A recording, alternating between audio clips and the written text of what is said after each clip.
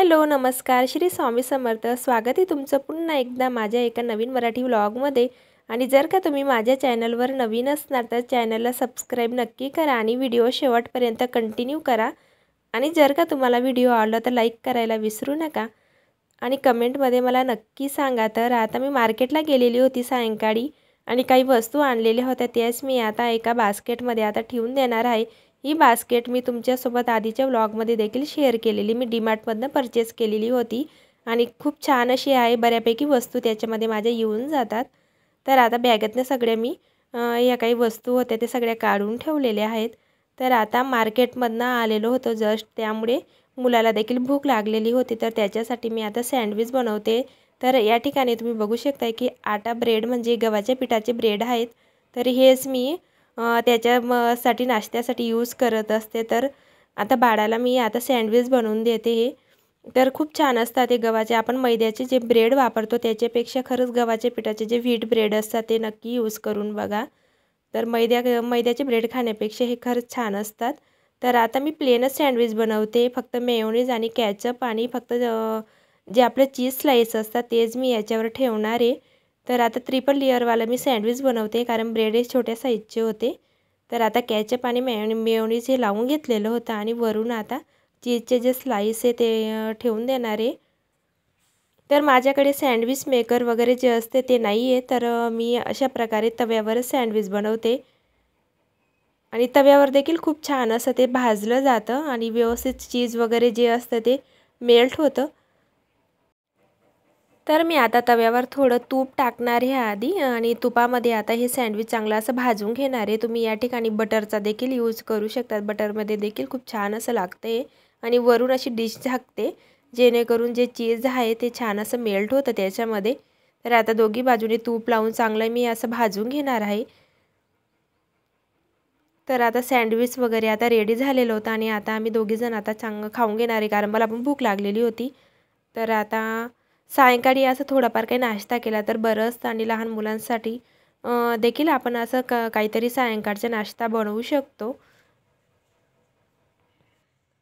तर सायंकाळी नाश्ता वगैरे आमचा झालेला होता आणि डायरेक्टली मी तुमच्यासोबत रात्रीचं रुटीन शेअर करते। रात्रीचे आताचे वाजले 8 आणि मी रात्री आता स्वयंपाकामध्ये पावभाजी बनवणार होती आणि ज्या काही भाज्या होत्या त्या कट करून मी ठेवलेल्या होत्या। तर जसं की गाजर, फ्लावर आणि बटाटे हे मी आता कुकरमध्ये शिजायला टाकून देणार आहे आणि हिरवे वाटाणे याच्यामध्ये ॲड केलेले आहेत।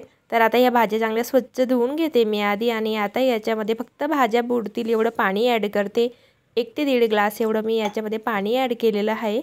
तर तुम्ही बघू शकताय की फक्त भाज्या बुडतील एवढं पाणी मी टाकलेलं आहे आणि आता याच्यामध्ये थोडी हळद ॲड करते जेणेकरून भाज्यांना जे बॅक्टेरियाज वगैरे राहतात ते याच्याने नष्ट होतात आणि थोडं मीठ ॲड करते आणि आता हे मिक्स करून आता कुकर गॅसवर ठेवून देणार आहे आणि 3 ते 4 शिट्ट्या लो टू मीडियम फ्लेमवर मी आता काढून घेणार आहे।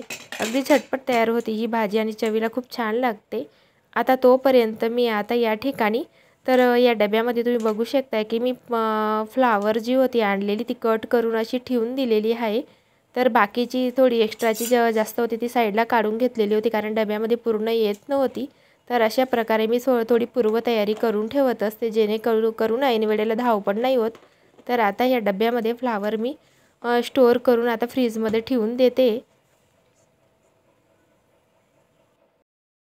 तर आता या ठिकाणी भाज्या देखील आता चांगल्या शिजून गेलेल्या आहेत आणि आधी मी चमच्याच्या साहाय्याने मॅश करायचा प्रयत्न करत होती, पण चमच्याने छान अशा काही मॅश झाल्या नाही, त्यामुळे पोटॅटो मॅशरचाच यूज करते आता। तर पोटॅटो मॅशरने चांगल्या अशा भाज्या मॅश करून घेते आणि भाज्या बऱ्यापैकी छान अशा शिजल्यामुळे जास्त देखील मॅश करायची गरज नाही पडली। तर आता कढई गरम करायला ठेवते आणि 3 ते 4 चमचे एवढं तेल ॲड करते। तर तेल आता चांगलं गरम होऊ द्यायचं आहे आणि जिरे आणि मोहरी या ठिकाणी मी ॲड करते आणि कांदा टोमॅटो मी आधीच कट करून ठेवलेला। तर आता या ठिकाणी कांदा आणि टोमॅटो देखील ॲड करून घेते। तर पावभाजीची रेसिपी तुमच्यासोबत आधीच अपलोड करून ठेवलेली आहे चॅनलवर, तुमच्यासोबत मी शेअर केलेली आहे, नक्कीच चॅनलवर जाऊन चेकआउट करा। तर आता या ठिकाणी कांदा टोमॅटो मी छान असा फ्राय करून घेते। कांदा टोमॅटो पटकन शिजण्यासाठी यामध्ये थोडं मीठ देखील ॲड करते जेणेकरून तो लवकर शिजला जाईल।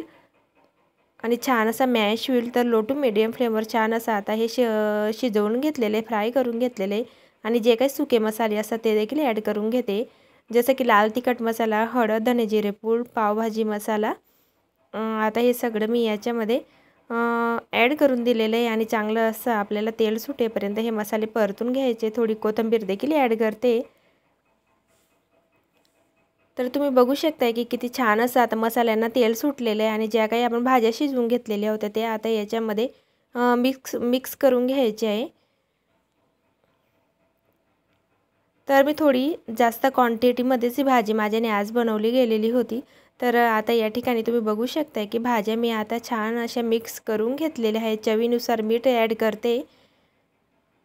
आणि जरी तुम्हाला कलर आता थोडा फिक्कट वाटत असला तरी भाजीला कलर खूप छान आलेला होता.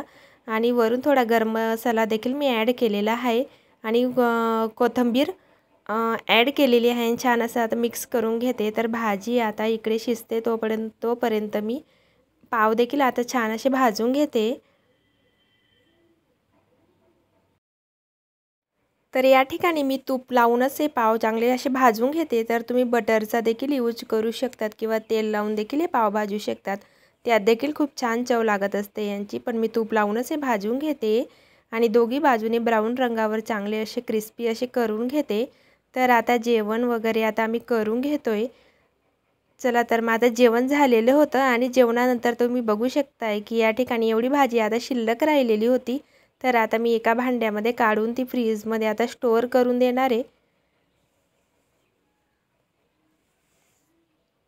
तर आता झाकण लावून मी आता फ्रीजमध्ये ही भाजी स्टोअर करून देते आणि जी जेवणाची भांडी होती ती देखील आता स्वच्छ अशी घासून मी ठेवून देते आणि लगेच किचन ओटा, काउंटर टॉप वगैरे चांगला असा क्लीन करून घेणार आहे.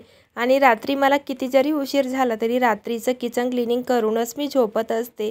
आणि असं म्हणतात ना की रात्रीचं सगळं किचन वगैरे स्वच्छ असलं की आपल्या घरात लक्ष्मीचा वास देखील खूप राहतो. त्यामुळे नक्की अशा पद्धतीने क्लिनिंग नक्की करत जा. रात्रीची खरकटीची जी भांडी असतात ती जर का आपण तशीच किचनमध्ये पडू दिली तर मग आपलं सकाळी उठल्यानंतर देखील आपलं कामामध्ये मन नाही लागत आणि आपल्याला किचनमध्ये आल्यानंतर खरंच फ्रेश वाटत नसतं.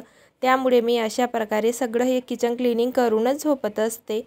त्यामुळे सकाळी उठल्यानंतर आपलं काम देखील खूप सारं हलकं होतं आणि आपल्याला किचनमध्ये आल्यानंतर अगदी फ्रेश वाटत असतं. तर आता भांडी वगैरे तर मी स्वच्छ असे घासून घेते आणि आपण कामं जेवढी टाळतो ना तेवढी ती लांबत असतात. त्यामुळे अचानकच एकत्र तो सगळा जो लोड असतो तो आपल्यावर येतो. त्यामुळे वेळच्या वेळी सगळी जी कामं असतात ती करून ठेवली तर आपल्याला देखील स्वतःसाठी थोडा वेळ हा मिळत असतो. तर आता किचनमध्ये जी सिंकमध्ये जी घाण होती, कचरा वगैरे जो अटकलेला तो सगळा काढून मी आता डस्टबिनमध्ये टाकून दिलेला होता आणि सिंक देखील आता चांगलं स्वच्छ असं घासून घेते. असं जर का आपण स्वच्छ असं बेसिन हे वॉश करून ठेवलं तर झुरळांचं प्रमाण देखील खूप कमी होतं. तर आता याच्यामध्ये जे स्पंज वगैरे होते साबणाचे ते देखील मी आता स्वच्छ असे घासून ठेवून देते आणि किचन ओटा देखील आता चांगला असा स्वच्छ पुसून घेते. तर ओल्या फडक्याने मी चांगला असा वाईप करून घेणार आहे. तर डीप क्लिनिंग ही मी आठवड्यातनं किंवा 2 आठवड्यातनं पूर्ण एकदा करत असते. तर आता या ठिकाणी रात्रीच्या वेळी झोपताना मी अशी अगरबत्ती लावून ठेवते. तुम्ही दिवा देखील लावू शकतात. यामुळे देखील लक्ष्मीचा वास असतो घरामध्ये. तर अशा प्रकारे माझं आजचं किचन क्लिनिंग आणि सायंकाळपासून तर रात्रीचं रुटीन होतं. तर तुम्हाला आजचा हा व्हिडिओ कसा वाटला मला कमेंटमध्ये नक्की सांगा. चला तर मग भेटूया नवीन अशाच व्लॉगमध्ये. बाय.